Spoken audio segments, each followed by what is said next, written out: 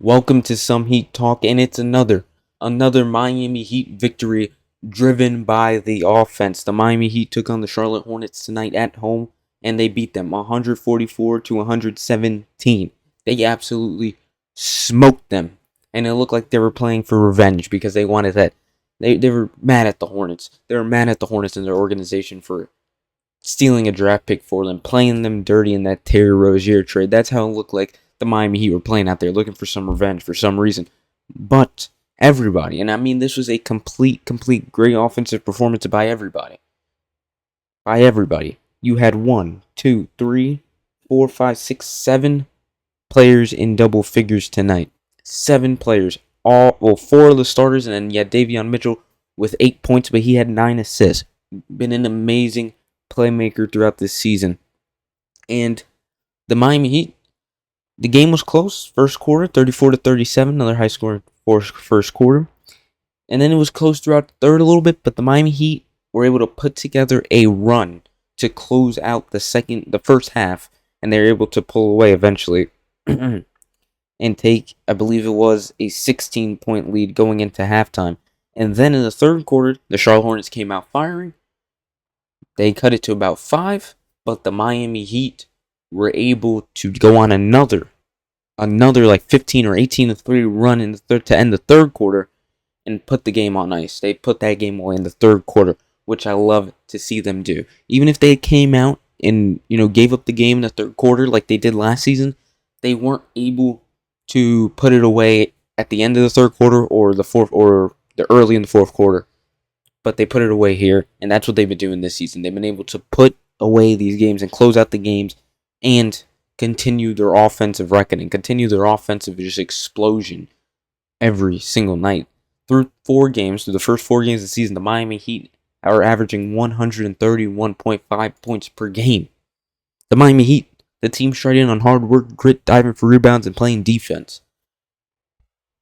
The team with Bam Adebayo, Andrew Wiggins, Khalil Ware, Davion Mitchell, and Pelle Larsson in the lineup in the starting 5 tonight is averaging 131 points per game through their first 4 games.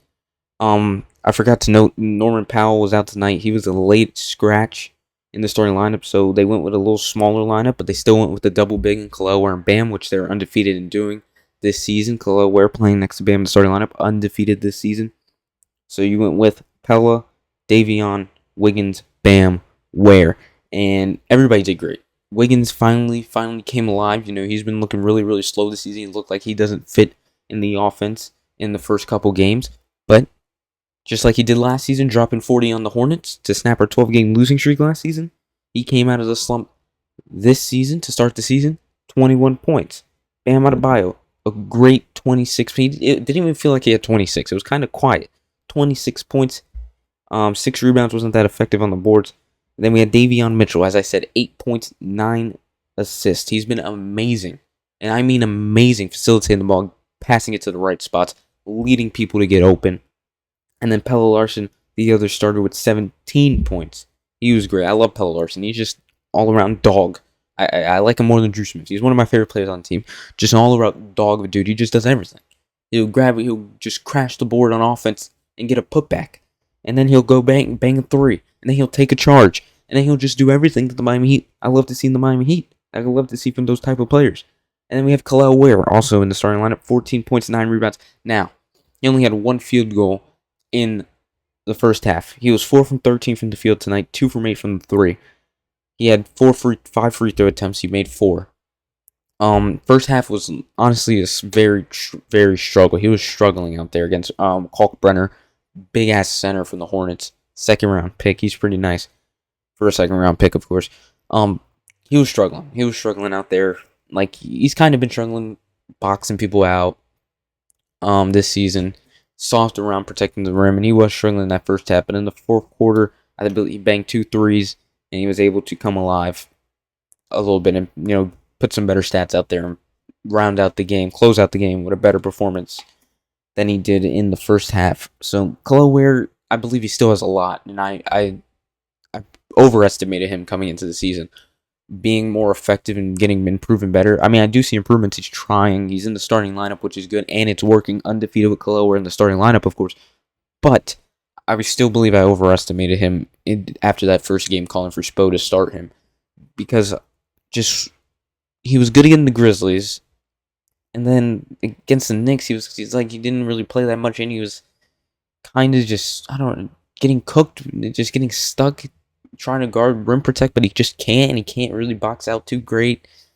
He's trying. He's trying. He's great. He has length. He has size. That's what we need. It's better than having Jaquez at the 4, as I always say. It's probably better than having Jovic at the 4.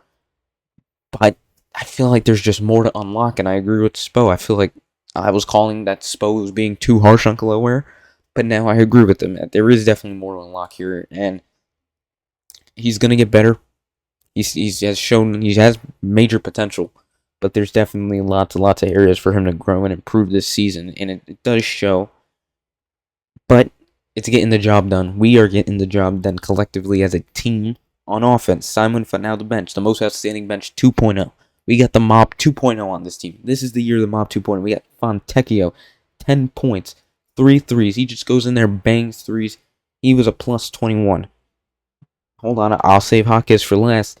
10 points from Jovic, plus 9, 6 rebounds, 2 assists. Drew Smith had some running, he had 16 minutes, but we had Pelle Larson, Davion Mitchell out there for 30, so he didn't get that much minutes, but he had 5 points, plus 14.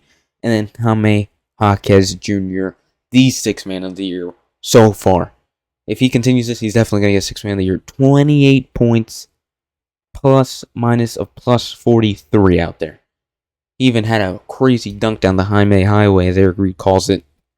And he's just been incredible attacking the rim. And he had 2 threes in the first quarter, and he finally got that 3 ball to go.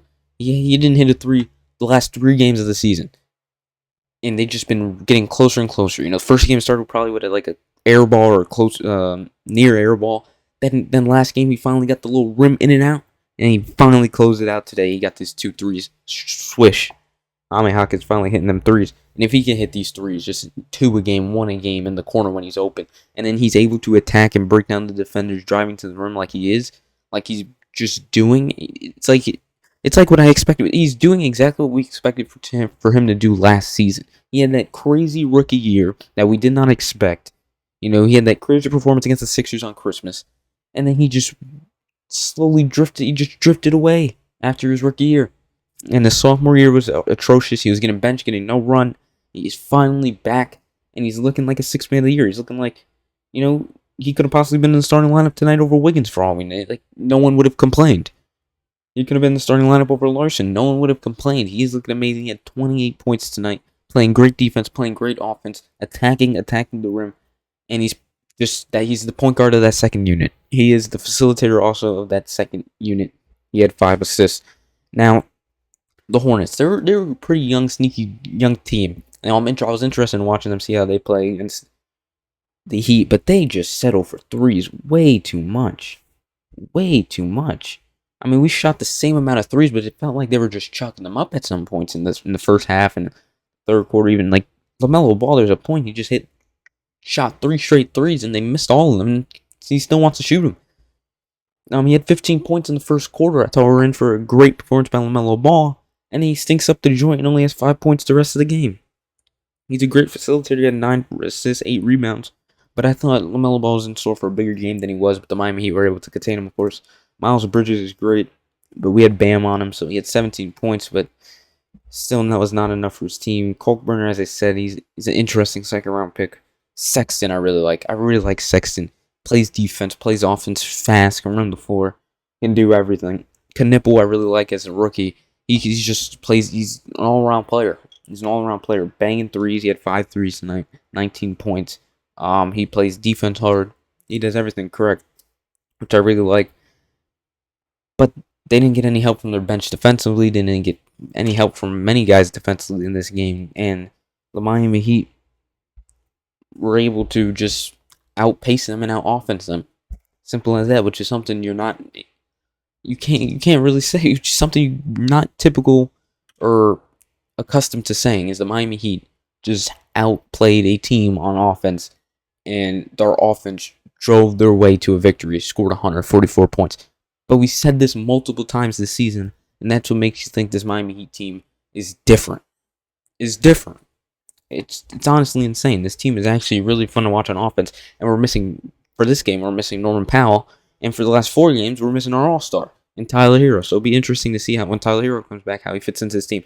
A lot of people are saying he's going to ruin the lineup and ruin the pace and ruin just what we got going on right now. But I really don't think that's the case. Spo's going to figure it out. Tyler Hero's already watching on the sideline. He's figuring out how he's going to fit right into this because it's working. He doesn't have to change a thing. He doesn't have to come in here and be the savior. He has to fit into what we have going on right now. And I think he's a smart enough player to understand that he has to fit in to what we have going on right now. And Spo's a smart enough coach to figure out a way for him to fit into what we have going on right now. Other than that, game was incredible. We came in 5-point favorites into this game, and we absolutely dominated like we should have, even without our leading scorer this year, I believe. I don't know if it still is our leading scorer with Bam having 26 tonight, but our leading scorer this year, Norman Powell, was out. Next game's Thursday against the Spurs, so we get to see Victor Wembanyama, which I would love to see Victor. I want to see this Heat team against a hot Spurs team. And then we go on the West Coast road trip. Oh, after this, we technically are on the West Coast road trip, but after that Spurs game, we're really on the West Coast road trip with the Lakers on Sunday, and then we face, I believe, the Blazers after that, or something. You know how it is: the Lakers, the Clippers, the Blazers, whatever West Coast teams I want to throw at us. But I'll love to face the West Coast teams early in the season, so we don't have to go to the West Coast in January and hit the whole California gauntlet in like January, February, like we did last year. So at least that's good. Other than that, Heat win 144-117. Great performance by everybody. Player of the game, definitely Jaime Jaquez Jr. And that's it. I can't say anything else. Besides Khalil Ware, there's some things you'd like to see better from Khalil Ware. Bam attacked the boards a little bit more. Davion Mitchell drive a little bit more because he can do it, but he did do it this game more than he did the last. Other than that, great performance by the Miami Heat. Starting off 3-1, should be 4-0, and averaging 135 points per game on offense this season. Amazing work through the first 4 games of the season. A start offensively that no one expected.